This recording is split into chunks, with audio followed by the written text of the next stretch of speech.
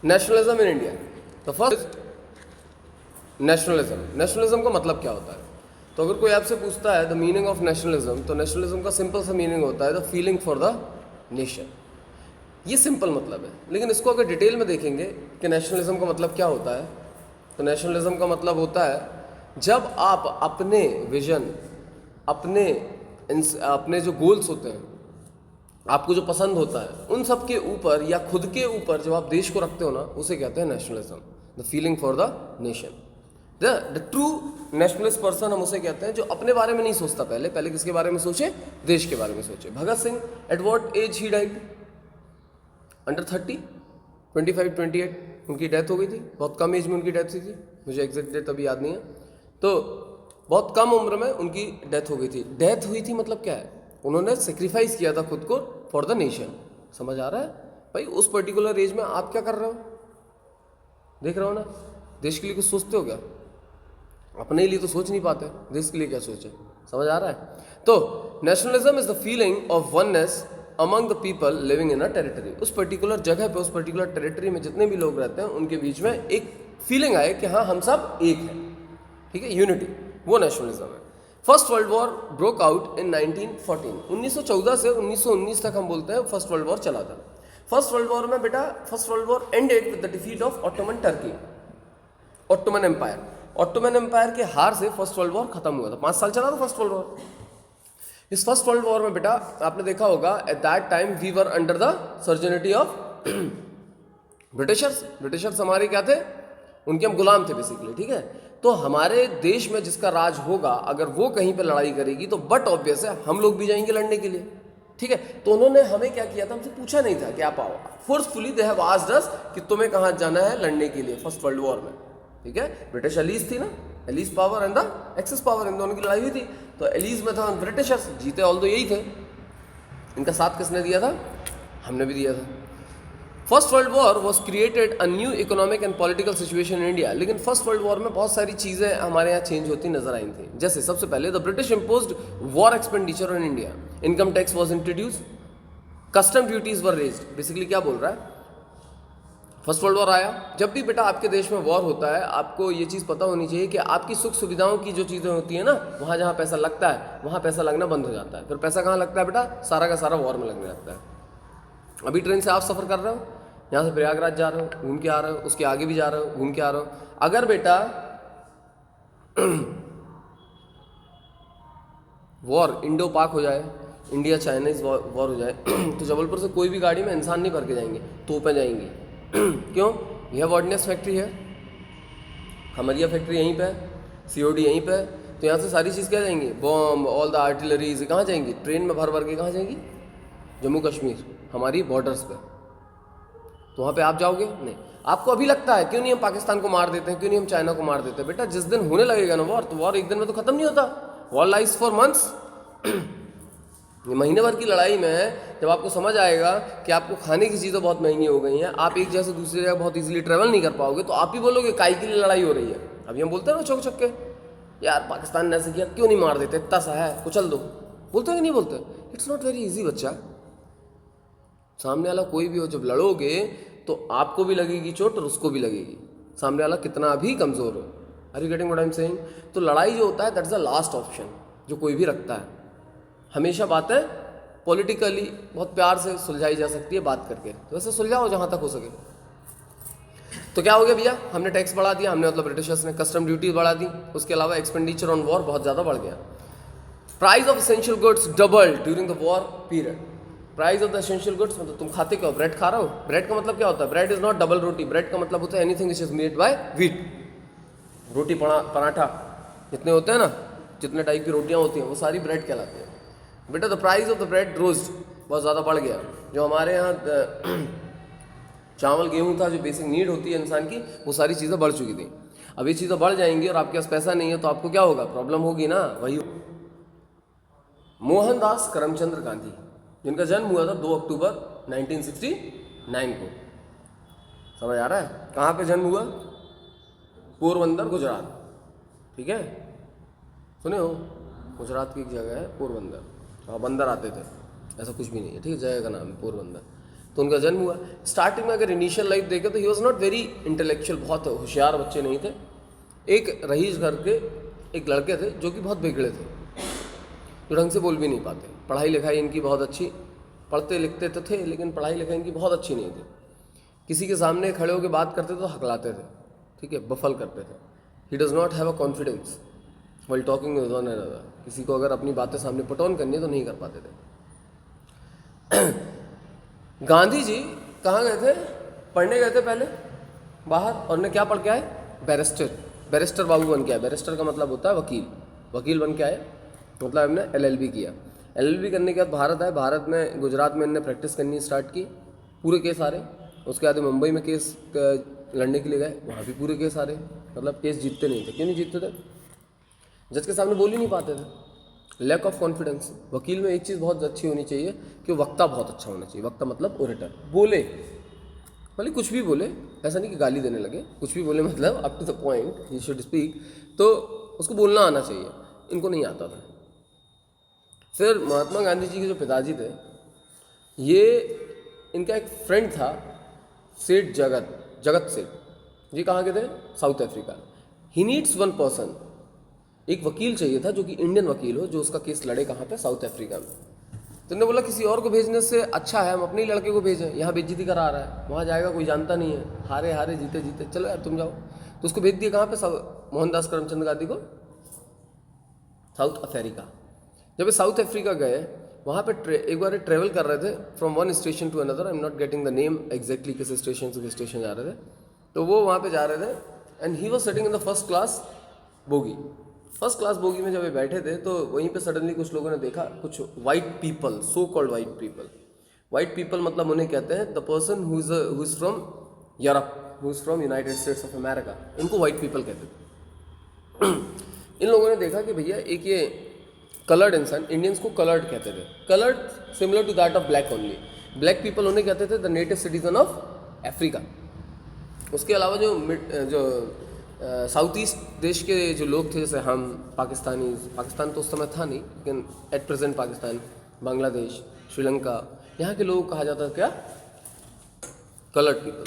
Coloured people को भी वैसे ही रखा जाता था जैसे ब्लैक पीपल को रखते थे। तो जैसे ही उसने देखा कि यहाँ पे एक वाइट पीपल बैठा है, वाइट कलर्ड पर्सन बैठा है, तो उसने TC से बोला why this person is sitting out here, क्योंकि they are not allowed to sit in first class bogie.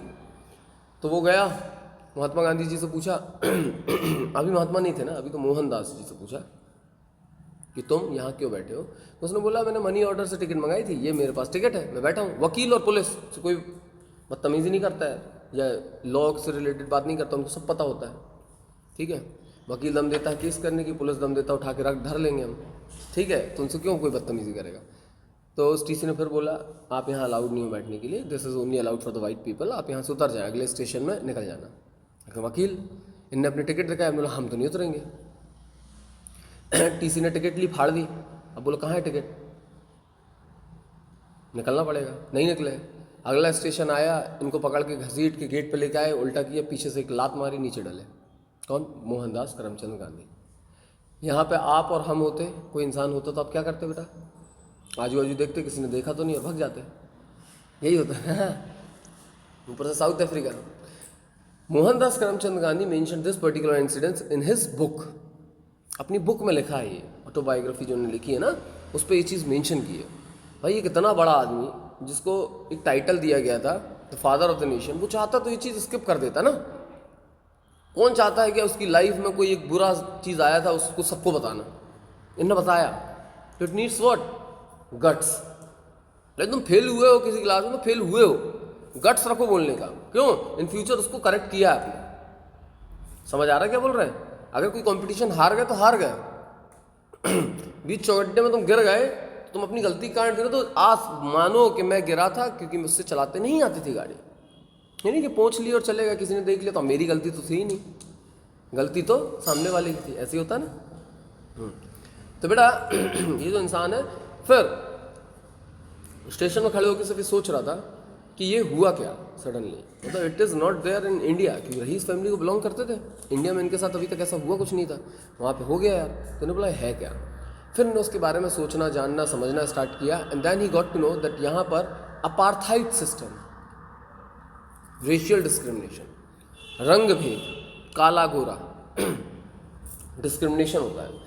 तो कुछ चंद लोग जो ब्रिटिशर्स हैं, जो यूरोप से आए हैं, जो अमेरिका से आए हैं, वो यहाँ पर रूल कर रहे हैं। किन पे? बहुत सारे अफ्रीकन पे, नेटिव सिटीजन, जिसे सो कॉल्ड ब्लैक्स कहा जाता है। इसको ठीक करने के लिए इन्हें बोला केस गया कहाँ? तेल लेना। हमको क्या करना है? इसको जानना है, इसको समझना है।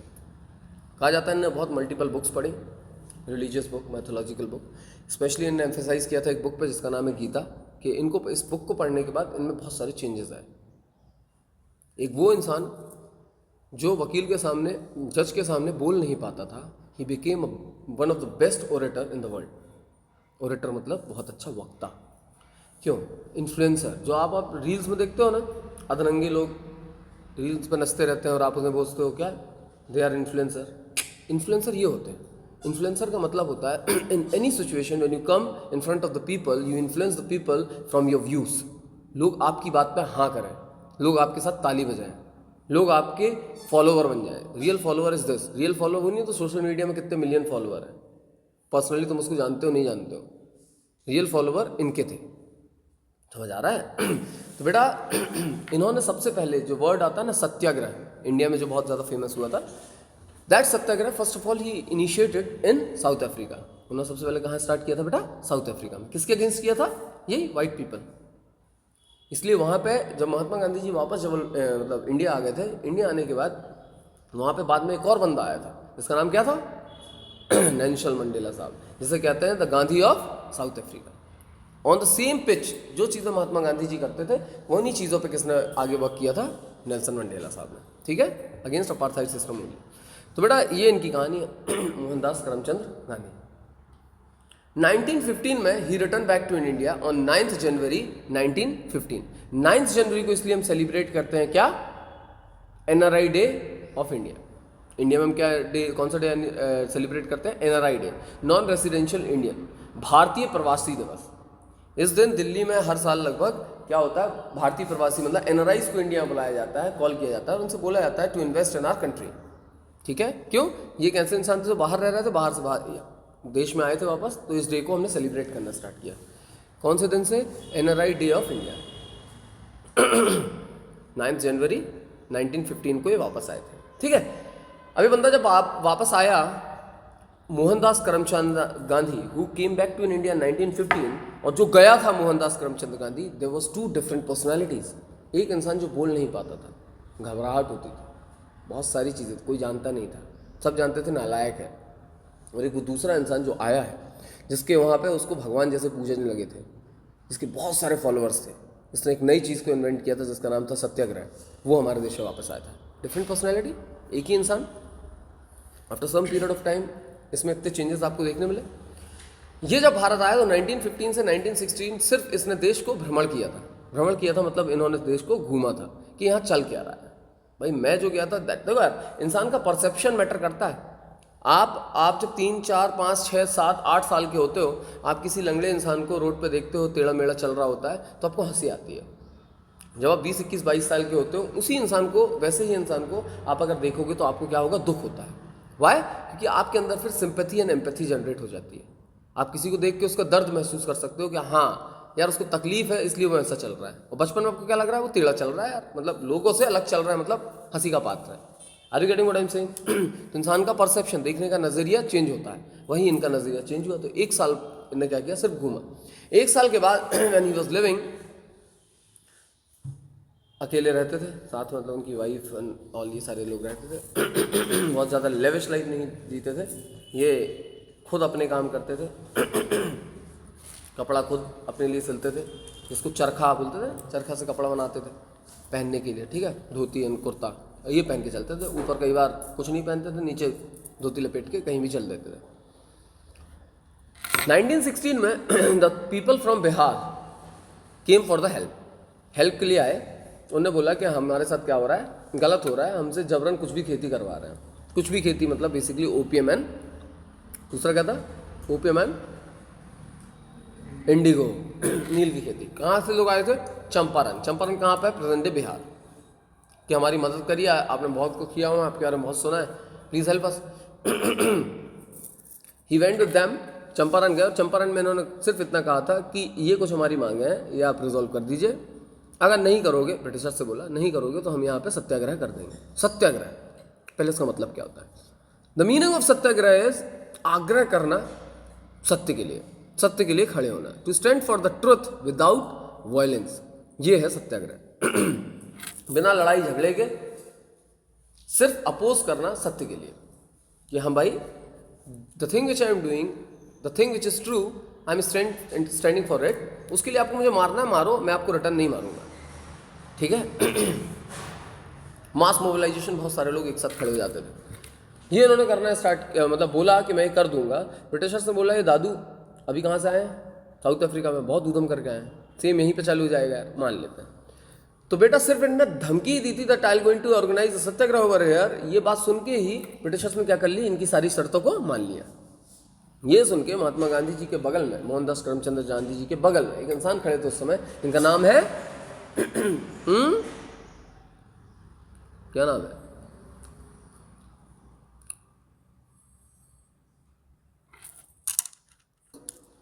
देन देर उनके बाजू में जस्ट खड़े थे रविन्द्रनाथ टैगोर, जिन्होंने उनको पदवी दी थी। जो आप महात्मा गांधी बोलते हैं ना, महात्मा गांधी महात्मा गांधी, तो महात्मा किसने पदवी दी थी?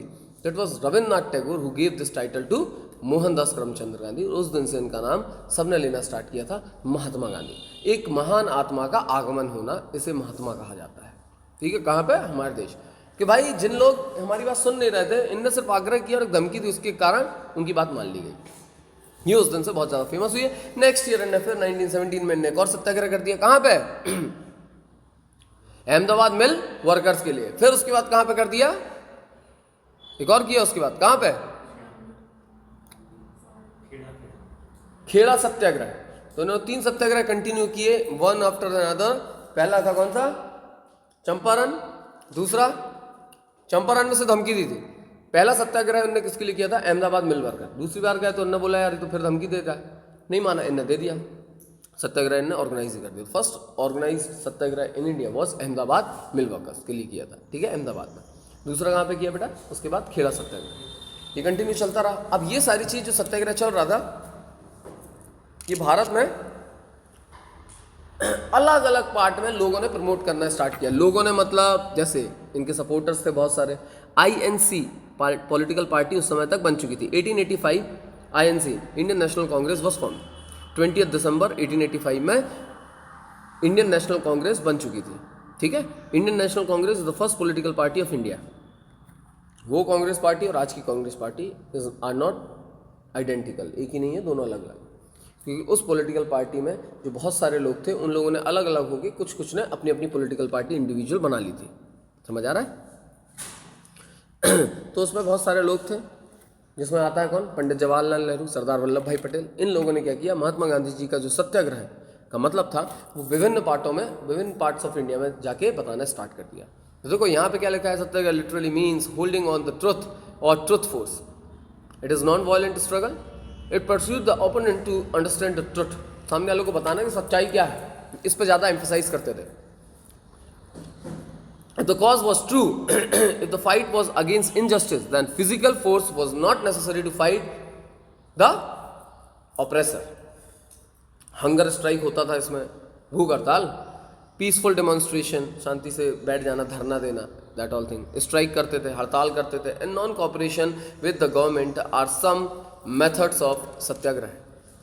First 3 satyagraha movement organise by Gandhi ji, अभी जो बताया। पहला कौन सा? Champaran movement 1916, Kheda satyagraha 1917, mill workers movement, Kheda पहले हुआ था, सॉरी मैंने उल्टा बता दिया। खेड़ा सत्याग्रह 1917 में हुआ था, एंड मिल वर्कर्स मूवमेंट जो कहाँ पे हुआ था? अहमदाबाद मिल, कॉटन मिल वर्कर्स, इनके लिए 1918 में किया था। याद रखना, NCERT में चीज़ गलत दी है, यहाँ पे आप एग्जैक्ट करेक्ट कर लेना। 1916 चंपारण, उनमें 1915 दिया शायद, देख लेना, 17 दिया है। हाँ, आप लिख लो Champaran 1916, Kheda movement 1917, mill worker, Ahmedabad mill workers के लिए जो सत्याग्रह किया था that was in 1918। Continue consecutive 3 year में 3 सत्याग्रह ने कर दिए थे। इसके बाद आता है जब इनकी बातें पूरी जगह स्प्रेड हो रही थी, हर जगह, गांव देहात, हर जगह लोग सत्याग्रह कर ही पड़े थे। ब्रिटिशर्स ने इसको अपोज करने के लिए क्या किया? 1919 में एक एक्ट लेके आए। ब्रिटेन में जो इनकी पार्लियामेंट है वहां से ये एक्ट पास हुआ जिसका नाम है रॉलेट एक्ट। क्या नाम है? Rowlatt act. रॉलेट एक्ट की स्पेलिंग सबको पता है भैया, ROWLATT। ठीक है, रॉलेट एक्ट 1919 में आया। इस लॉ को ब्लैक लॉ भी कहा जाता है। तो which law in British train is known as the black law. तो आप नाम क्या देंगे इसका? Rowlatt act. कब आया था? 1919 में आया था। This act gave the government the power to imprison any person without any trial for a period of 2 year. किसी भी इंसान को 2 साल के लिए वो जेल में डाल सकते थे without any trial. Without any trial मतलब उसको कोर्ट में प्रस्तुत किए बिना, मतलब कोई केस कोई कुछ नहीं, आपको पकड़ा और जेल के अंदर डाल दिया 2 साल के। आपके घर वालों को क्यों नहीं बताएंगे कहाँ गया वो? ठीक है। एम ऑफ दिस एक्ट, इसका एम क्या था? Was to destroy the national movement by imprisoning the national worker. भाई तुम लोग इधर इतने लोग बैठे हो, तुम लोग क्या कर रहे थे? You are the supporter of what?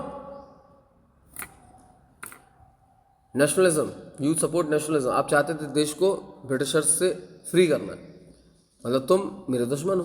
अगर तुम मेरे दुश्मन हो मैं तुमको उठाऊंगा और जेल के अंदर डाल दूंगा। Basically the feeling of nationalism जो थी उसको डिस्ट्रॉय करने का इनका एम था। ये लोग जो चिंगारी लगा रहे हैं इनको जेल के अंदर घुसेड़ दो, 2 साल तक डले रहेंगे, 2 साल के बाद यार हो सकता है सब चीज़ नॉर्मल हो जाए। ये इनका एम था। ठीक है। It was a black law because it was against basic human right. तो इसके अगेंस्ट में महात्मा गांधी जी ने क्या कर दिया? ये ले आए रॉलेट सत्याग्रह। क्या ले आए? रॉलेट सत्याग्रह। मतलब जो इनने लॉ लेके आए हैं उसी के अगेंस्ट खड़े हो गए कि लॉ को अलग कर दो भैया। तो Gandhi ji organise non violent satyagraha against the Rowlatt act. A hartal was organise on 6 April 1919। 1919 6 अप्रैल को एक हड़ताल हुई। Rallies were conducted, shops were close down, workers conducted strike, transport and communication system came to a stand still. These protest led to the Jallianwala Bagh massacre. अब ये चीज़ें चल रही थी। ये चीज़ें कहाँ पे चल रही थी बेटा? पूरे के पूरे भारत में फेमस हो गई थी। उसी समय बैसाखी का सीजन चल रहा था। बैसाखी समझते हो? बैसाखी समझते हो ना? बैसाख का महीना, ठीक है। बैसाखी बेसिकली मनाई जाती है वहाँ पे फर्स्ट टाइम क्या होता है? हाँ, साल की पहली फसल को काटा जाता है। ठीक है। तो किसानों के लिए बहुत इंपॉर्टेंट है। पंजाब साइड बहुत ज़्यादा अच्छे से मनाया जाता है। बैसाखी चल रहा था, सारे लोग जा रहे थे कहाँ पे? टूवर्ड्स अमृतसर पंजाब। ठीक है। अमृतसर पंजाब में पहले ही बहुत सारी प्रॉब्लम चल रही थी। गांधी जी को अलाउ नहीं था कि वो दिल्ली की ओर जाएं। Delhi was a capital at that particular time. Delhi capital कब बनी थी? 1911 में बनी थी। कब बनी थी? 1911। बिफोर दैट हमारी कैपिटल जो थी इट वॉज कोलकाता। कलकत्ता हमारी कैपिटल थी, लेकिन कलकत्ता में बहुत ज़्यादा क्या हो रहा था? डिस्टर्बेंसेस हो रही थी। तो इन लोगों ने अपनी कैपिटल कहाँ शिफ्ट कर दी? दिल्ली में। उस समय लगाया गया था दिल्ली दरबार। क्या लगवाया था? दिल्ली दरबार, स्टडी दरबार। ठीक है। दिल्ली दरबार लगाई गई थी। तो वहीं पर उस दिन हमारी कैपिटल को शिफ्ट कर दिया गया था। उसी समय हमारे यहाँ गाना पहली बार गाया गया था। कौन सा? जनगण मन अधिनायक जय हो।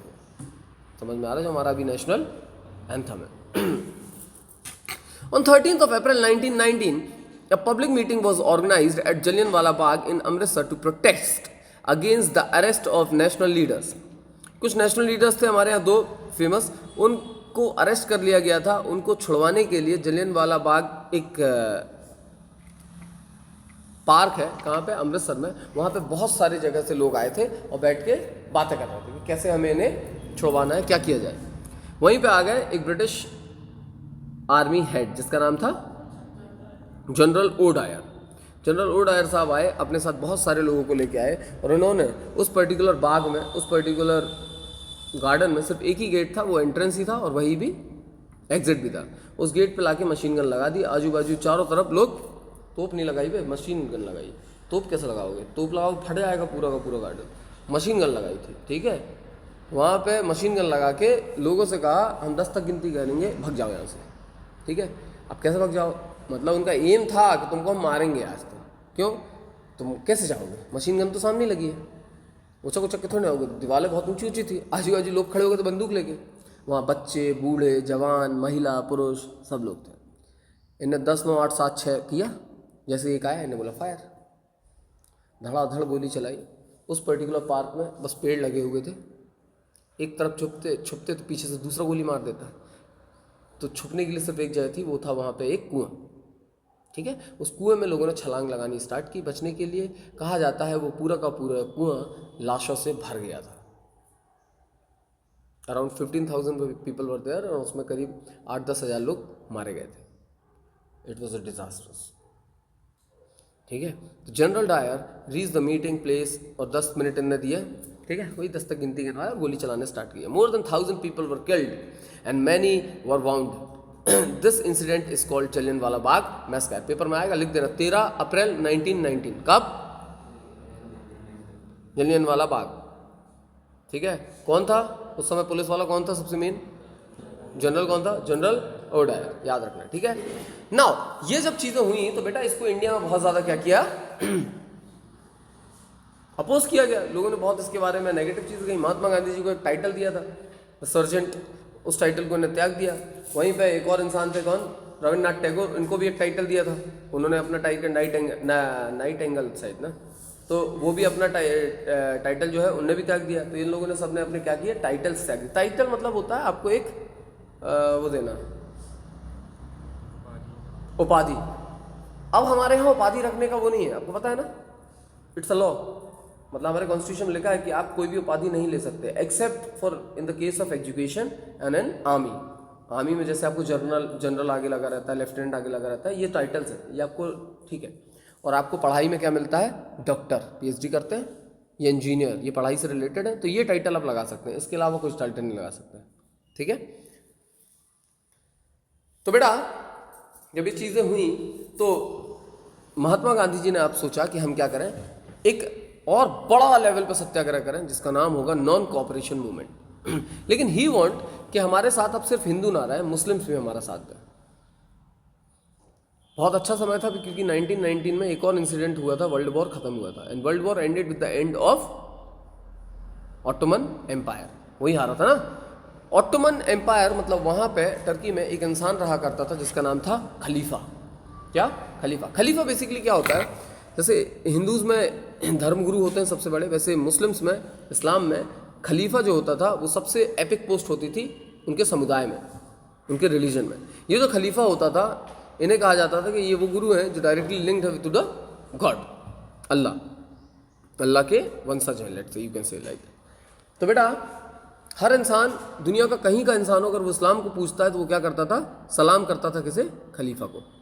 ठीक है। सजदा पैबूसी करता था किसकी? खलीफा को। सजदा पैबूसी का मतलब होता है हाथ को चूमना और पैरों में झुक के हाथों को चूमना। ठीक है। ये मुस्लिम्स में, इस्लाम में होता है। आप किसी भी देखना, वो ऐसा हाथ पकड़ के दे विल किस योर हैंड्स। ठीक है। कोई भी राजा महाराजाओं को आप देखें तो करेंगे। ठीक है। तुम मत जाके कर लेना किसी को भी। ठीक है। बोलो हम तो ऐसे ही करते हैं।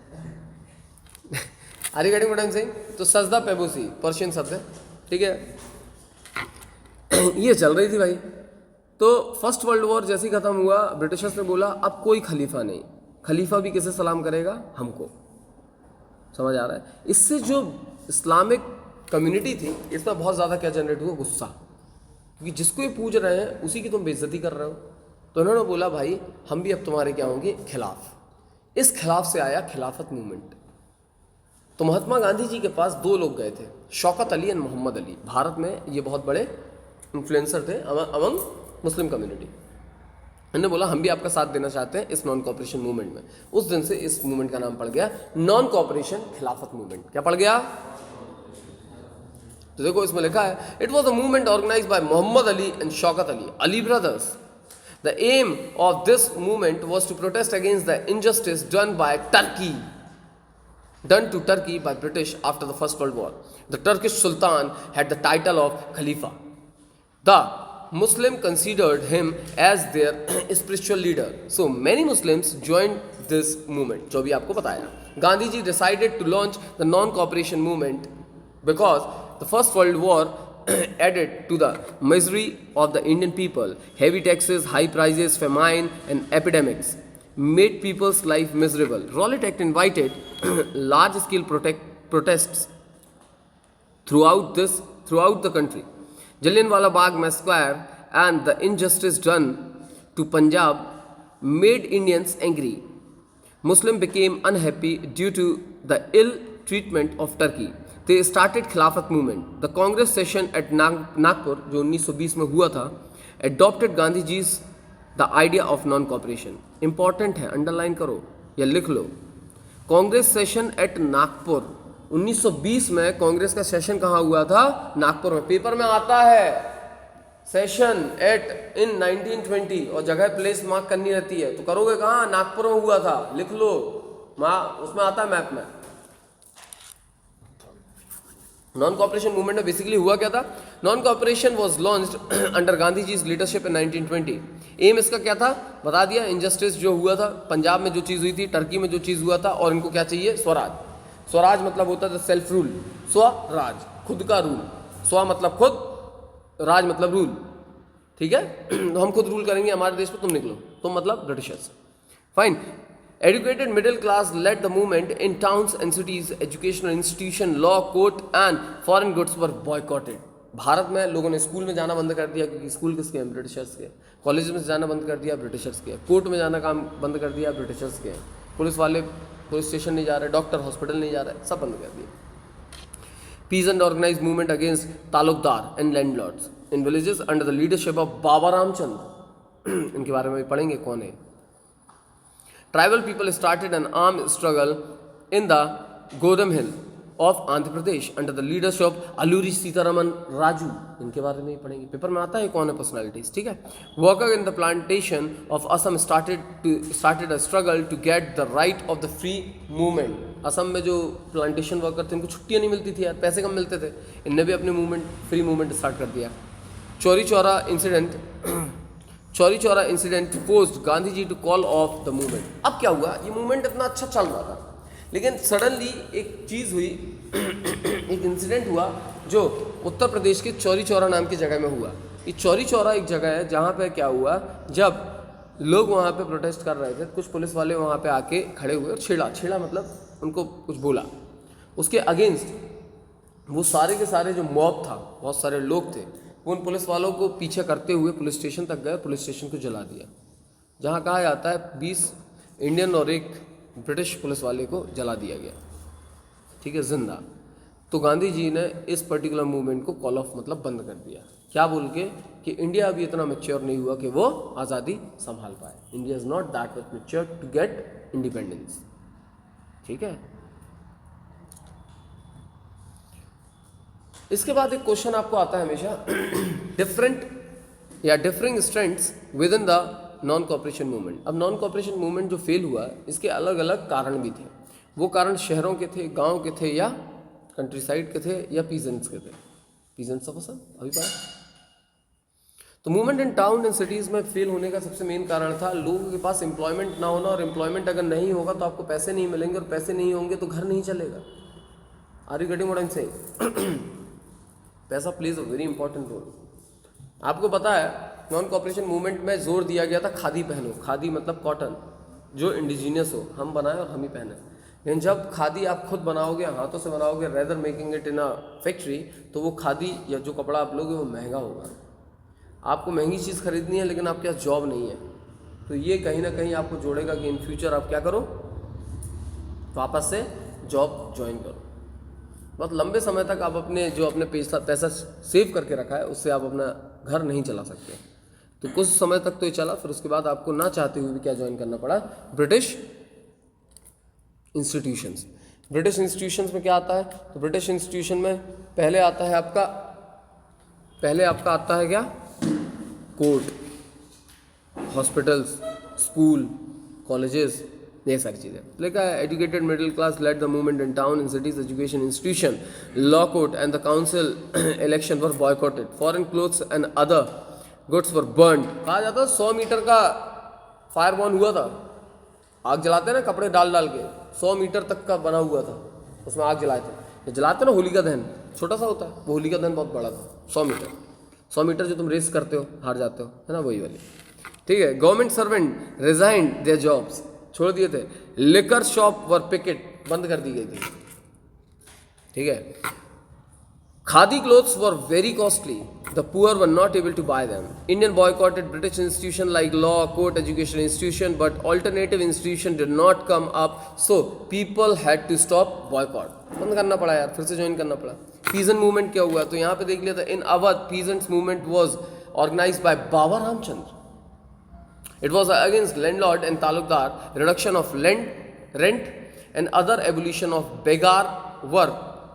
their main demand. बेकार सिस्टम यहाँ पे हुआ करता था और एक दूसरा क्या था, जो रेंट लिया जाता था, रेंट पे आप बोले तो ना ज़मीन, उसका जो दाम था बहुत ज़्यादा लेते थे. कौन? तालुकदार और ज़मींदार, क्योंकि ब्रिटिशर से मिले जुले थे ये सारे लोग, तो उनसे कम करना था. दे फॉर्म्ड द अवध किसान सभा. बाबा रामचंद्र कौन है? पेपर में आता है 2 नंबर में. तो Baba Ramchandra, he was a peasant movement in peasants movement in he led the, इनने लेड किया था, मतलब मेन लीडर थे पीजेंट्स मूवमेंट जो अवध में हुआ था against talukdar and landlords. He demanded reduction of rent, abolition of begar system and the boycott of landlords. In October 1920, he formed Awadh Kisan Sabha with the help of Nehru. Nehru कौन? पंडित जवाहरलाल नेहरू जी के साथ मिलकर ने क्या किया? अवध किसान सभा बनाई. कब बनाई? 1920 में. याद रखना है, बाबा रामचंद्र साहब क्या रहे. अब ट्राइबल मूवमेंट आता है जो गोदम हिल में हुआ था, आंध्र प्रदेश के गोदम हिल. तो गोदम हिल आंध्र प्रदेश में tribal started a movement under the leadership of Alluri Sitaraman Raju. ठीक है, कौन? Alluri Sitaraman Raju. Tribal wanted to get back their traditional rights over forest. भाई फॉरेस्ट जीवन होता है ट्राइबल पीपल का, पता है. वहां पे बहुत सारे रूल्स बना दिए, तुम लकड़ी नहीं काट सकते, तो वहां पे अंदर जाके जानवरों को नहीं मार सकते, and many more things. The method followed by the tribal and the peasant were against the Gandhian method of non violence. They followed violent method of struggle. लेकिन इन्होंने क्या किया? गांधी जी की जो नॉन वायलेंस की नीति थी ना, उसके अगेंस्ट काम किया. लड़ने चले गए थे, खूब मारा इनने छुप छुप के. अब एक और क्वेश्चन आता है, who was this man? Alluri Sitaraman Raju. तो लिख लो. He led the movement of tribal people in the Godam Hill of Andhra Pradesh. Many people considered him as the incarnation of God. Incarnation मतलब क्या होता है? भगवान का अंश है ये, भगवान का एक दूसरा रूप है. बोलते 12 अवतार, तो ये अवतार है किसके? भगवान के. समझ आ रहा है? हमको बचाने आए हैं. They believed that he had many special power. इनको कोई गोली मार देना आर पार हो जाएगी, लेकिन ये जिंदा रहेंगे. समझ आ रहा है? ये लोगों की मन, ये हालांकि इनकी डेथ भी इसी से हुई थी, गोली मार के हुई थी, लेकिन इन्हें लोगों ने बोला. ही सपोर्टेड गांधी जी के बहुत बड़े फॉलोअर्स थे. ठीक है. He supported Gandhi ji and asked his followers to wear khadi and stop drinking, but he organized an armed struggle against the Britishers. लेकिन ये गांधी जी के फॉलोअर थे, लेकिन समझ नहीं पाए क्या था. ये अल्लूरी सीतारमन साहब, ये इनकी फोटो बनी हुई है. ठीक है, फाइन. अल्लूरी सीतारमन, desicolor.com से निकाली है मैंने फोटो. ठीक है. Movement in the plantation. अब movement in the plantation, plantation worker का क्या मूवमेंट था? तो workers in the plantation of Assam, plantation Assam, demanded the rights to move freely in and out of the states.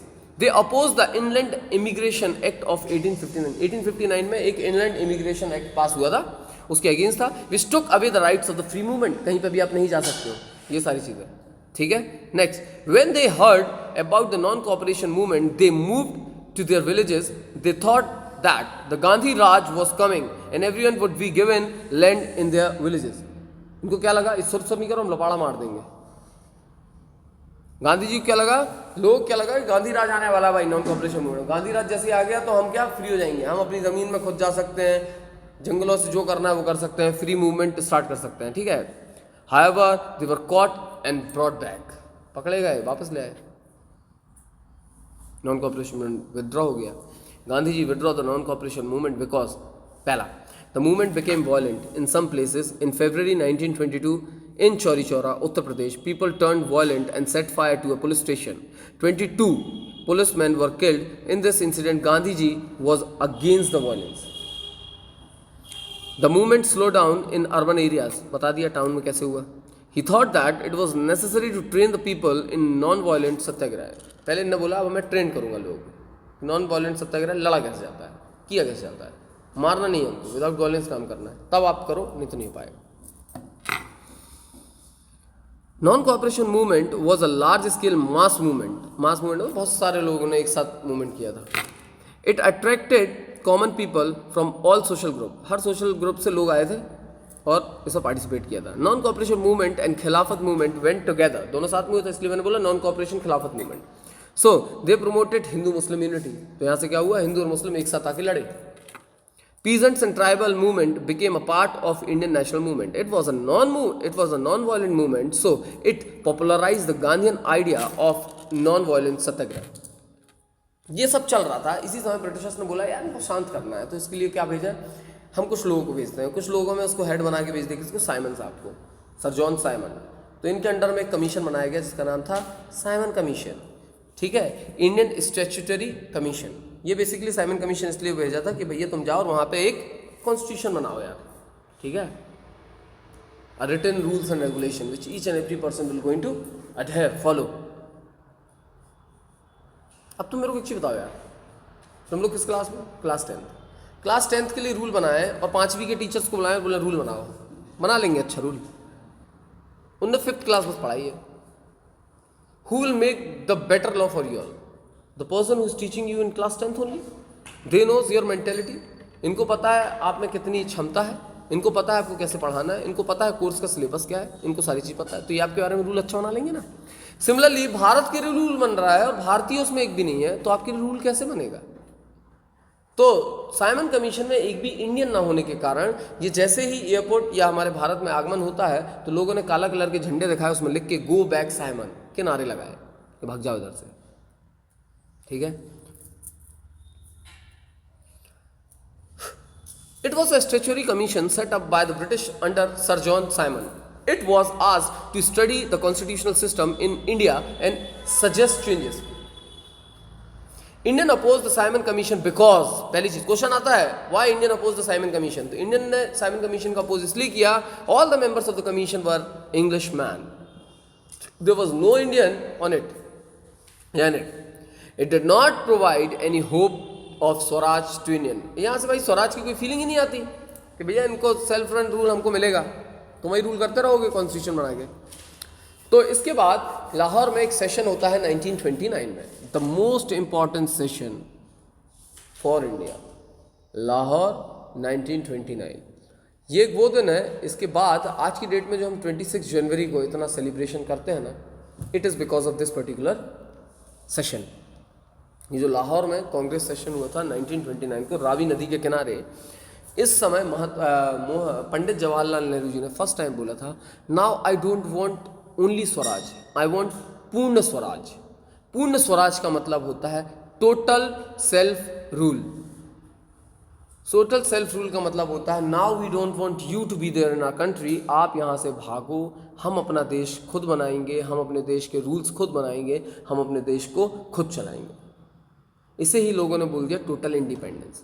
Swaraj का मतलब इंडिपेंडेंस नहीं होता, स्वराज का मतलब सेल्फ रन रूल होता है. सेल्फ रन रूल, ठीक है, सेल्फ रूल हम खुद करेंगे. स्व मतलब मैं, रूल मतलब रूल, तो मैं खुद अपना रूल चलाऊंगा यहाँ पे. Indian will going to make their own rules and regulations. Purna Swaraj कब बोला था, 1929. कौन से अधिवेशन में, कौन से सेशन में, लाहौर, रावी नदी के किनारे. और क्या कहा था, फ्रॉम द नेक्स्ट ईयर जनवरी 26 से हम सेलिब्रेट करेंगे क्या, पूर्ण स्वराज दिवस. तो हर साल 1930 जनवरी 26 से हर साल टिल 1947 26 जनवरी हमने हर साल सेलिब्रेट किया इस दिन. किसको, पूर्ण स्वराज दिवस. बहुत अच्छे धूमधाम से मनाते थे, समझ आ रहा है. लेकिन हर साल 2 इंडिपेंडेंस या 2 स्वराज दिवस बन सकते हैं क्या. हम 1947 में 1947 15 अगस्त को आज़ादी मिल गई थी यार, तो एक साल में 2 स्वराज दिवस हम मनाओगे. इसलिए हम 2 साल और वेट किया और हमने अपना कॉन्स्टिट्यूशन इस दिन पास किया था. इसलिए इस डे को हम बोलने लगे क्या, इंडियन रिपब्लिक डे. ठीक है, तो हिस्टोरिकल बैकग्राउंड है why we have passed our constitution on 26 January 1950, जबकि हमारा कॉन्स्टिट्यूशन बन चुका था 26 नवंबर 1949. हमने 2 महीने वेट किया for this particular date to come. ठीक है, वो इसलिए क्योंकि ये दिन बहुत इंपॉर्टेंट था. 1929 में जो अधिवेशन हुआ था, इस दिन जिस दिन हमने बात की थी, ठीक है. So the Congress session was held at Lahore in 1929 under the presidency of Jawaharlal Nehru. Following decisions were taken. The Congress decided Purna Swaraj as its aim. It was decided to celebrate 26 January every year as Independence Day. That is Purna Swaraj Divas. It was decided to start the civil disobedient movement to win Purna Swaraj. Purna Swaraj जीतने के लिए इन्होंने क्या start किया? Civil disobedience movement 1929 में तय किया गया और 1930 में हमने स्टार्ट किया था क्या? तो सॉल्ट मार्च. किसने? गांधी जी. वही पढ़ेंगे. Development that led to the launching of the civil disobedience movement. Indian launched the powerful struggle against the Simon commission. The government resorted to repression. Great Depression made the life of the people highly miserable. Lahore conspiracy case and Meerut conspiracy case created discontent amongst the Indian. Lahore Congress of 1929 declared Purna Swaraj as its aim and decided to launch the civil disobedience movement. Gandhiji inaugurated the movement by breaking the salt law at Dandi. Paper में आता है what was salt law या salt march या salt सत्याग्रह या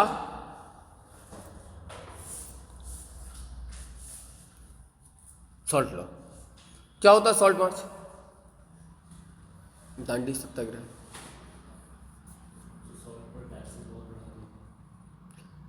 अब गांधी जी ने बोला, गांधी जी ने एक लाइन मारी थी मस्त, हीरोइक लाइन. बालू रेत होती है, रेत उठा के बोला था मैं ब्रिटिश साम्राज्य को इस मुट्ठी भर रेत से समाप्त कर सकता हूं.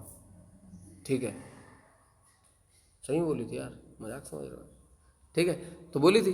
तो Gandhi ji decided to inaugurate the civil disobedient movement by breaking the salt law. Salt ही क्यों लिया? क्वेश्चन आता है व्हाई गांधी जी डिसाइडेड कोई भी सिविल डिसोबीडियंट मूवमेंट ने जैसे लॉन्च किया तो नमक को ही अपना मेन मुद्दा क्यों दिया? क्योंकि इनको एक ऐसी चीज चाहिए थी जो हिंदू मुस्लिम कोई भी रिलीजन हो, वो रिलीजन अमीर गरीब कैसे भी हो, वो सारे लोग उसको खाते हो, उसको यूज़ करते हो. आप बोल सकते हो कपड़ा, लेकिन कपड़ा दो टाइप के थे, एक इंडियन स्वदेशी, एक फॉरेनर. अब गरीब इंसान नहीं खरीद पाता था यार. हमने देख लिया ना नॉन कॉपरेशन मूवमेंट का फेल होने का मेन कारण होता है. तुमने कह लिया नमक. नमक में ये ने बोला क्या? टैक्स बहुत लगता है भाई. तो नमक क्या है? सिर्फ नमक बनाने का अधिकार सिर्फ ब्रिटिशर्स को था, ब्रिटिश फैक्ट्रीज को था. हम इंडिविजुअल नहीं बना सकते. इनने बोला हम बनाएंगे. पढ़े लिखे थे ना यार. एवोपरेशन, नीचे बचेगा नमक, खा लिए खाने में लाके स्वाद अनुसार. ये इन्हें किया. तो Gandhi ji and 78 of his followers, उनके 78 अनुयायी जो थे, उन लोगों ने चलना स्टार्ट किया फ्रॉम साबरमती आश्रम, जैसे सत्याग्रह आश्रम भी कहते हैं. साबरमती आश्रम जो प्रेजेंट है गांधीनगर में, गांधीनगर गुजरात में. ठीक है, वहां से चलना स्टार्ट किया 240 mile till Dandi. Dandi coastal area है. ठीक है, गुजरात में ही है. जो कोस्टल एरिया का है अरब सागर का. सुने हो अरब सागर? अरेबियन सी मागा. ठीक है, जिसका नाम था दांडी. तो यहाँ चलना स्टार्ट किया. On 6 April 1919 they reached Dandi. ये रोज जब चलते थे ना बेटा, 78 चले तो 24 दिन में पहुंचे थे. 240 माइल मतलब एक दिन में 10 माइल चलते थे. जब ये 10 माइल आज चल लिए तो वहाँ जाके रुकते थे. शाम को इधर और सारे लोग मिलते थे, भजन कीर्तन होता था. दूसरे दिन 78 से 1078 बढ़ गए और ऐसा बढ़ते बढ़ते बढ़ते चलते गए, काफिला बढ़ता गया. ठीक है. The government imposed heavy taxes on salt. Moreover, the production of salt was the monopoly of the government, so the price of the salt was very high. Therefore, Gandhiji opposed the salt law. The main feature of the civil disobedience movement was Gandhiji led a march on foot from Sabarmati to Dandi. He broke the salt law at Dandi and inaugurated the movement. People broke salt in many places.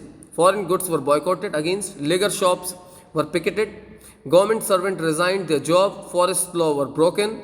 People refused to pay taxes. Leaders were arrested. Workers attacked government offices. ये सारी चीज़ें करना start की थी. Gandhi ji called off the movement. फिर से गांधी जी ने फिर से मूवमेंट बंद कर दिया यार.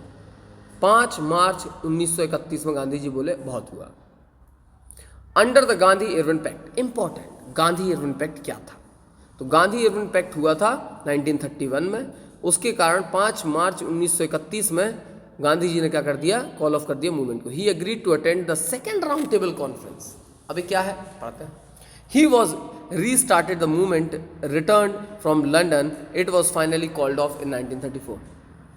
गांधी जी ने सिविल डिसोबीडियंट मूवमेंट तो स्टार्ट कर दिया था, ठीक है, अनशन पे बैठे थे जेल के अंदर, वहाँ पे आ गए इरविन साहब, बोले मरने से कुछ नहीं होता, मर जाओगे, इससे अच्छा क्या करो। और अगर गांधी जी मर जाते ना बेटा जेल के अंदर, तो ब्रिटिशर्स उसी समय ख़त्म हो चुके होते। क्यों? फिर क्यों हम पागलों जैसे जाते और ब्रिटिशर्स से लड़ते कि अब तुम हमारी सुनी नहीं रहो यार, तुम जिए हमारे, तुम्हें फ़र्क नहीं पड़ता, तो हम तुमको मार के ही मर जाते हैं, that would be better thing. ये ब्रिटिशर्स को बहुत अच्छे से पता था।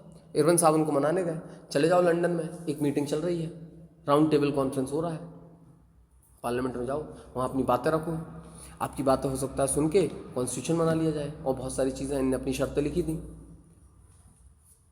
पहली राउंड टेबल कॉन्फ्रेंस में कोई नहीं गया था, सेकेंड राउंड टेबल में गांधी जी बोले हम जाएंगे। इनका अपोज किया गया by all the INC member, Jawaharlal Nehru and all people said कि मत जाओ, कुछ नहीं होगा। इन्होंने बोला हम तो जाएंगे, तो इन्होंने क्या किया मूवमेंट को बॉयकॉट बंद कर दिया कि भैया बंद कर दो, ये हमारी शायद बात मान लें। ये गए लंदन में, इनकी किसी ने बात ही नहीं सुनी, वापस आ गए, गुस्से में बोलते हैं फिर से लॉन्च करेंगे। अब जब इन्होंने लॉन्च किया, इनका साथ किसी ने नहीं दिया। तुम यार, हम तुम्हारा साथ दें किसी को मारने के लिए, तुमने बोला यार एसएसटी टीचर हमारे अच्छा नहीं पढ़ाते, Abhishek sir is not teaching you all well, ठीक है, और तुमने क्या बोला, हमारे अगेंस्ट मोर्चा निकालना स्टार्ट कर दिए। लीडर कौन? धैर्य इज़ द लीडर। धैर्य ने मेरे से मांडोली कर ली, या किसी से मांडोली कर ली, और धैर्य ने क्या किया, बीच में लॉक, मतलब जो भी मूवमेंट है रोक दिया। समझ आ रहा है? और जब मैंने धैर्य को जो वादा किया था, वो वादा मैंने जिससे पूरा नहीं किया, तो उसने बोला गुस्से में क्या, हम फिर से लॉन्च करेंगे। और जब फिर से लॉन्च किया, तो आप लोग इसका साथ दोगे भाई। अपने मतलब के लिए जब बंद कर सकता है तो फिर से बंद कर देगा। तुम्हारी तो और मेरी लड़ाई हो गई ना, अब तो मेरे सामने आओगे 3 लपाड़े मारेंगे आप। Are you getting what I am saying? तो you will not going to support him again. Why? आप अपने मतलब के लिए, अपना सोच के आपने बंद कर दिया एक बार मूवमेंट, दोबारा आप मूवमेंट लॉन्च कर रहे हो, क्या भरोसा आप फिर से बंद कर दो। तो यहाँ पर जो जाट्स थे, जो पाटीदार थे ऑफ गुजरात, जो जाट्स थे ऑफ वेस्टर्न उत्तर प्रदेश, जिन लोगों ने इनका सपोर्ट सिर्फ इसलिए किया था कि हाँ ये हमको जो चाहिए वो दिलवाएंगे, और इन्होंने बिना दिलवाए 1931 में इसको बंद कर दिया, तो how I can again believe on you और ट्रस्ट ऑन यू कि आप इसे कंटिन्यू रखोगे। जिसके कारण बहुत सारे पार्ट में लोगों ने इनका सपोर्ट नहीं किया, और non cooperation movement finally, civil disobedient movement finally जब सेकेंड टाइम लॉन्च हुआ 1934 में ये बंद हो गया। ये पेपर में आता है, समझ में आ रहा है क्या बोल रहे हैं? याद रहेगा। Difference between non cooperation movement and civil disobedient movement, VVIMP, ठीक है। डिफरेंस आपसे पूछ सकते हैं, सिविल डिसोबीडियंट मूवमेंट और नॉन कॉपरेशन मूवमेंट में डिफरेंस क्या था जब दोनों में सेम टाइप की चीजें हो रही थी। तो देख लेते हैं। People refuse to cooperate with the government during the non cooperation movement. During the non cooperation movement people broke the law during the civil disobedient movement. उधर गवर्नमेंट की बात नहीं मान रहे थे, यहाँ पे लोगों ने क्या किया था, सॉल्ट मार्च ब्रेक किया था, तो बेसिकली लॉस को ब्रेक किया था। Muslim participated in large number in the non cooperation movement, वहाँ पे मुस्लिम्स ने बहुत सपोर्ट किया था। यहाँ पे Muslim participation was less in civil disobedient movement. वहाँ पे no tax campaign was not there in non cooperation movement, but people refuse to pay taxes in civil disobedient movement. Social groups which participated in civil disobedient movement, ये important है, जो भी तुमको बता रहा था ना, why second movement was failed, second बार जब इसको लॉन्च किया था। तो रिच पीजेंट्स, ये कौन है? Depression and fall in prices affects them badly. They demanded reduction in land revenue. Swaraj meant reduction of taxes for them. Swaraj का मतलब, जो रईस पीजेंट्स है ना, उनका मतलब स्वराज का सिर्फ ये था कि हमको ज्यादा टैक्सेस नहीं देना। स्वराज का मतलब अलग अलग जगह अलग अलग था। पीजेंट्स के लिए, जो असम प्लांटेशन वर्कर थे, उनके लिए स्वराज क्या था? जब मुझे छुट्टी चाहिए मुझे छुट्टी मिलेगी, मुझे ज्यादा पैसा मिलेगा काम करने के लिए, ठीक है। सबका स्वराज का मतलब अलग अलग था। पुअर पीजेंट, जो गरीब पीजेंट थे, उनका स्वराज का मतलब क्या था? तो depression affected them badly, they demanded reduction in rent. Swaraj meant reduction of rent for them. Business classes, they demanded protection against the import of foreign goods. Foreign goods से जो सामान हम फॉरेन गुड्स मंगा रहे हैं बाहर से, विदेश से, उसमें हम क्या मिले? प्रोटेक्शन मिले। दे wanted a rupee sterling exchange rate that would discourage import. They formed the Indian Industrial and Commercial Congress in 1920. They also formed the Federation of Indian Chamber of Commerce and Industries. They gave financial help to the movement and refused to sell the foreign goods.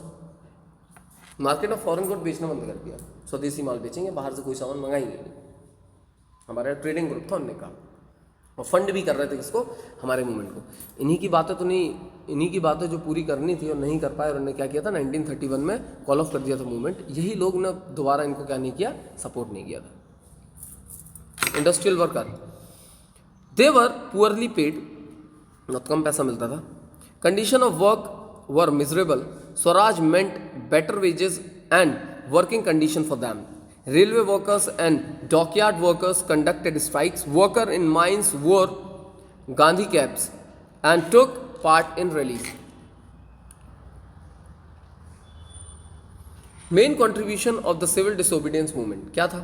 Civil disobedience movement was the first struggle to win Purna Swaraj or complete independence. It was based on non-violent satyagrah. Gandhian ideas were widely followed. Women participated in large number in this particular movement. ये एक movement था जिसमें औरतों ने बहुत ज़्यादा बढ़ चढ़ के क्या किया था, सपोर्ट किया था और मूवमेंट में पार्टिसिपेट किया था. It was a real mass movement.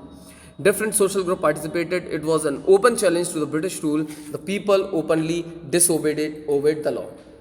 अब इसकी मेन लिमिटेशंस क्या थी, पेपर में आता है. What were the limitations of civil disobedience movement?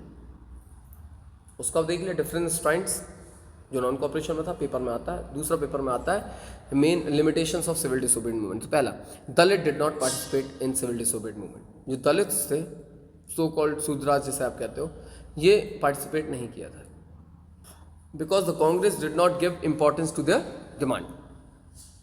Many Muslim did not participate in it. They thought that the Congress was moving close to the Hindu Mahasabha.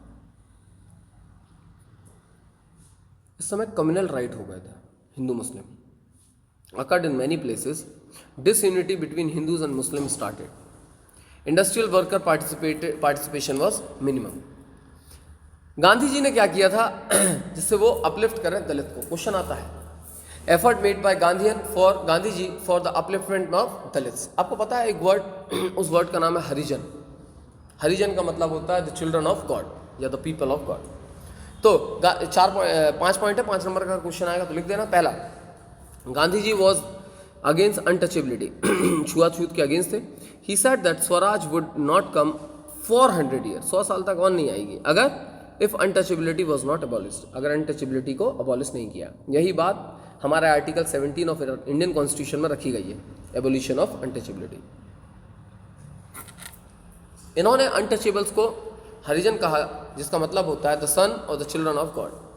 He organized satyagraha to get temple entry and access to public wells, tanks, roads, schools for Dalits. Dalits को मैंने बताया था इन सारी चीज़ों जगहों पे जाना allow नहीं था, पब्लिक जगहों पे. ये उनके साथ जाते थे. ये दलित के साथ खाना खा रहे हैं तो सब लोग भी दलित के साथ खाना खाने लगेंगे. ये दलित जहाँ पे रहते थे वहाँ पे ये रहने लगे तो सब लोग भी वहाँ पे जाके रहने लगे. लोग फॉलोअर हैं इनके.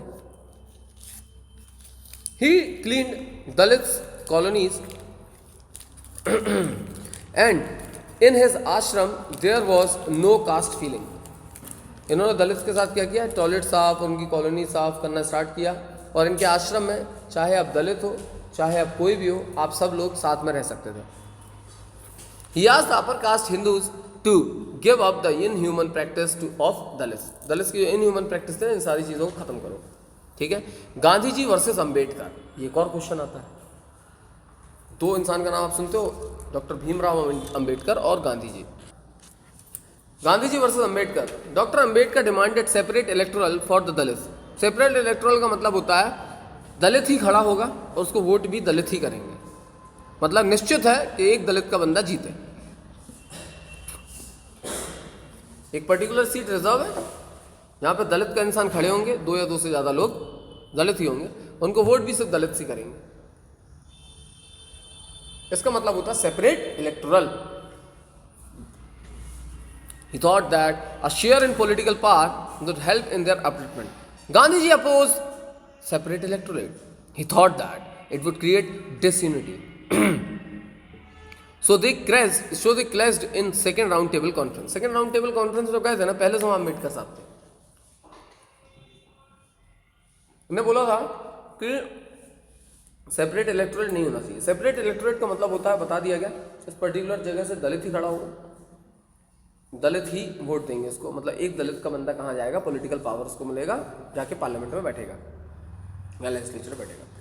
ये बहुत सही चीज़ है बेटा। लॉ बने थे गर्ल्स को, वेमेंस को कहाँ पे जाना है, पार्लियामेंट में जाके 30% लोगों को जाके वहाँ पे बैठना है, रिजर्वेशन मिला। इसका मेन मतलब होता है कि लड़कियों को, विमेंस को क्या प्रॉब्लम है वो विमेंस ही बताएंगी ना। तो जब पॉलिटिकल एरेना में विमेंस आएंगी तब तो वो अपनी बात सामने पुट ऑन करेंगी। इन सिमिलर वे दलित की बात सामने गवर्नमेंट के सामने कब आएगी, जब वो खुद गवर्नमेंट में आए ना। Are you getting what I am saying? Legislature में जब वो खुद आएगा, अपने पॉइंट सामने रखेगा, तब तो लोगों को पता चलेगा what the exact problem they have और उसको कैसे में रिजॉल्व करना है। इसलिए उनके लिए सेपरेट इलेक्टोरल होना चाहिए, ये अंबेडकर साहब ने कहा था। समझ में आ रहा है क्या बोल रहे हैं? सो इसके लिए एक पैक्ट हुआ था जिसका नाम है पूना पैक्ट। क्या हुआ था? पूना में हुआ था, दोनों आके मिले थे, इसके नाम पूना पैक्ट पड़ गया। It was signed between Gandhi ji and Ambedkar sahab in September 1932। Gandhi ji brought an end to his fast. गांधी जी ने क्या किया, दूध पी लिया था। कहा जाता कंटिन्यू, मतलब मटके भर भर के दूध पिए थे, एक दो फास्ट तोड़ दिया था। जो ये कर रहे थे अनशन, भूख हड़ताल, ये तोड़ दिया था। ठीक है, कहा जाता है इस पर्टिकुलर टाइम पे ना, पूना पैक्ट होने के पहले अगर ये नहीं पीते दूध वूध मंगा के, तो ब्रिटिशर इनको दूध वूध देते भी नहीं। क्यों? इनकी बहुत मजाक उड़ चुका था, हार के आ गए थे ना, हार के अंदर वहाँ सेकेंड राउंड टेबल कॉन्फ्रेंस गए थे, इनकी बात मानी नहीं थी, तो लोगों में इनके अगेंस्ट बहुत गुस्सा तो था ही, आक्रोश था ही। अब तो मर भी जाओगे तो कोई मतलब नहीं है। तो इन्हें पूरा मतलब मस्त चंदन की लकड़ी अकड़ी सब लेके तैयार कर दिए थे कि बस एक दो दिन में तो होना ही है। But he is very political, मतलब यार, मतलब मैं अगर तुमसे कहूँ ना सबसे बड़ा पॉलिटिशियन कौन था हमारे पूरे इंडियन हिस्ट्री में, तो it was Mohandas Karamchand Gandhi. Dam knowledgeable. ठीक है, वो किसी पॉलिटिकल पार्टी को बिलोंग नहीं करते थे, लेकिन उनकी दिमाग जो था ना, उनकी जो नीतियाँ थी, वॉज रियली गुड। उनको पता था कि ये सोच रहे हैं। उन्होंने क्या मंगाया, एक मटका भर दूध मंगाया और पूरा गटक गए और अपना अनशन त्याग दिया। ठीक है, Gandhi ji brought an end to his fast. He accepted the demand for the reservation of seats for Dalits in the legislature. Dalits के लिए रिजर्वेशन सीट्स इनने अपना लिया। अंबेडकर उसके सपोर्ट में थे, गांधी जी उसके अगेंस्ट में थे, लेकिन गांधी जी ने अंबेडकर साहब की बात मान ली और दलित्स को क्या दे दिया, reservation. Ambedkar agreed to give up the demand for the separate electorate. Separate electorate की डिमांड ने खारिज कर दी, दोनों एक दूसरे की बात मान ली। इतनी सीट दलित की होंगी, लेकिन सेपरेट इलेक्टोरेट नहीं होगा, वोट सब देंगे, लेकिन खड़ा यहां पे सिर्फ दलित ही होगा, तो जीत के दलित ही आएगा। तो ये डिफरेंस होता है रिजर्वेशन और सेपरेट इलेक्टोरेट में, याद रखना। ठीक है, cultural factor and identities which created a sense of collective belongingness among the people of India. एक क्वेश्चन यहां से पक्का आता है, जैसे कहते हैं the sense of collectiveness, image of Bharat Mata की जय हो। बंकिम चंद्र चट्टोपाध्याय, नाम सुने हो, created the image of Bharat माता। भारत माता की इमेज सबसे पहले किसने बनाई थी? बंकिम चंद्र चट्टोपाध्याय। याद रहेगा। अभिनवनाथ टैगोर ने उस इमेज को पेंट किया था। भारत माता लुक्ड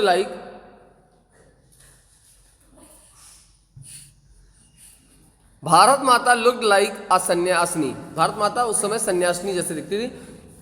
प्रेजेंट टाइम मॉडर्नाइजेशन होते जा रहा है, मॉडर्नाइजेशन जैसा वेस्टर्नाइजेशन कह रहा है, अकॉर्डिंगली हमने भारत माता की प्रतिमा को चेंज करते गए। ठीक है, now sanyasini, she is calm, divine and spiritual. Devotion towards her became a proof of nationalism. ये भारत माता की image, it was like this. ठीक है, फिर आते हैं हमारे पास Vande Mataram. It was a prayer of Bharat Mata written by Bankim Chandra. Now prayer, जो वंदे मातरम गाना है, जो जिसका हमारा नेशनल सॉन्ग है, ये बंकिम चंद्र चट्टोपाध्याय साहब ने बनाया था। क्या लिखा था? Vande Mataram became the war cry of the Indians. It was later included in his novel Anand Math. Anand मठ में, इनमें बाद में इस पर्टिकुलर जो गाना है इसको लिखा गया। वंदे मातरम, ठीक है। सुजलाम सुफलाम मलेज शीतलाम सत्य सामलाम सा, सुना है कि नहीं? गाना चाहिए बेटा, हर स्कूल में होना चाहिए। फिर आता है हमारा national flag. During the swadeshi movement of a tricolour flag that is red green yellow, सबसे स्टार्टिंग में था स्वदेशी मूवमेंट में, was developed. It had 8 lotus representing the 8 provinces of British India. It also had crescent moon which represented Hindus and Muslims. In 1921 Gandhi ji design का swaraj flag, 1921 में गांधी जी ने एक Swaraj flag बनाया जिसमें चरखा लगा दिया। It was also a tricolour flag that is red green white. It had a spinning wheel charkha which represent the Gandhian idea of self help. The flag became the symbol of nation. It created the feeling of oneness. The people carried flag in protest march and rallies. National flag, स्वदेशी flag ये था और Swaraj flag ये था, ठीक है। स्वदेशी flag, Swaraj flag. Rediscovery of India's past. The British considered India backward and primitive. They said that the Indian were not capable of ruling themselves. Bharat इतने केपेबल ही नहीं है कि वो खुद को रूल कर सके या खुद की गवर्नमेंट बना सके, देश चला सके। इन 19th century some educated Indian started the effort of rediscover India's great achievement. They rediscovered the achievement made by the Indian in art, architecture, science, mathematics, religion, culture, law, philosophy, craft, trade। इन सारी चीज़ में लोगों ने बताना start किया कि हमारे Indians ने क्या किया भाई, पास्ट हमारा कितना अच्छा था, जैसे आप कह रहे हैं हम कर ही नहीं सकते। Knowledge about the great achievement of Indian created national pride, self-confidence and patriotism among Indians. Revival of folklores. Folklores मस्त है?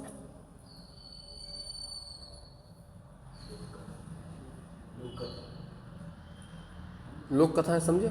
आला उदल की कहानियां सुने हो? आला उदल नहीं सुनी? मैयर गए हो कभी? Nationalists taught the village to collect the folk songs and legends.